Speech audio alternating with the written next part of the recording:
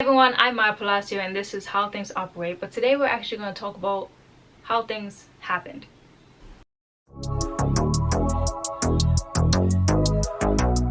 So if you don't already own this book, which I think every single Bermudian should, you could definitely just look it up on CURB Bermuda. They created this entire document, which is a timeline over 5 centuries of Black history in Bermuda. But I do want to mention for this that yes, this definitely documents the history of Black people in Bermuda, their resilience and their struggles, but just because it's for Black people and about Black people doesn't mean it's only for Black people. Like, if you're a white Bermudian, you should be tapping into this too, because it's Bermudian history. And if you're Bermudian, this is your history too.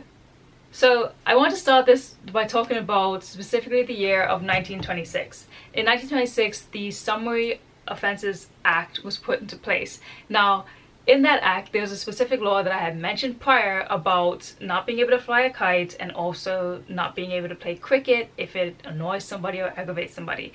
And there's offenses that are under that law which pertain to all the laws, but some of the laws have been amended. But this specific one about kites and cricket has not really been amended since 1926. And the offenses for that would be 6 months in prison and a fine of almost $2,000 and more. So those are still in place as of today. So why does that matter? It matters because during that time it's kind of hard to figure out why on earth would they put that there, but thanks to this timeline specifically created by CURB, we can see exactly what happened during that time that these offenses were put into an act. So even though we can't quite see just by looking at the law as to why this should be a problem, from this documentation from CURB we can actually find out what was going on during that time in Bermuda that could have influenced the act to be put in place as well. So with a quick Google search, you could find that a law is supposed to protect our general safety and ensure that our rights as citizens aren't being abused by people or organizations or even the government itself. So in that case, we can kind of argue or put into a question like, okay, so during the time in 1926, there was a reason to believe that flying a kite, playing cricket, and annoying people threatened the safety of Bermudians. I think we could all agree that in the 1920s it wasn't a great situation for everybody. And that being said, when laws are made in a time where human rights do not even apply to all humans, then we can agree that the laws were not really meant to protect or have safety over the minority. So what was going on in Bermuda in the 1920s? So in 1902, the very first cupmatch happened in Bermuda. And then skip a few years, in 1920, the governor instructed the commissioner of police to recruit white officers from the UK to Bermuda. Now they did that because they felt like we had a bit too many Black officers at the time, and they wanted there to be more white officers than Black officers.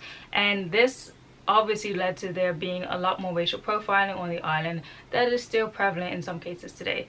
Also in the 1920s, the Bermuda division of the Universal Negro Improvement Association was formed.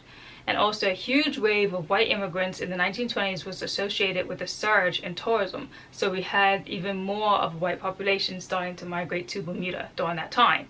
And throughout the 1920s, Bermuda's government imposed strict regulations aimed on banning the immigration of whole Portuguese families on the island. The Portuguese population that entered Bermuda during that time was highly discriminated, and they couldn't do much work outside of just labor and farming for decades. And that actual job restriction crisis was actually only lifted in 1982.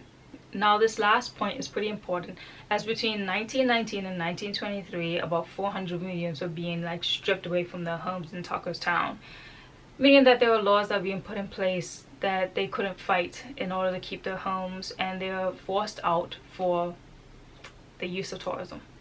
So that's a little bit about what was going on in 1920s in Bermuda and how it could have influenced the Summary of Offences Act of 1926, and the fact that some of the laws within that act are still relevant today and active as laws in Bermuda.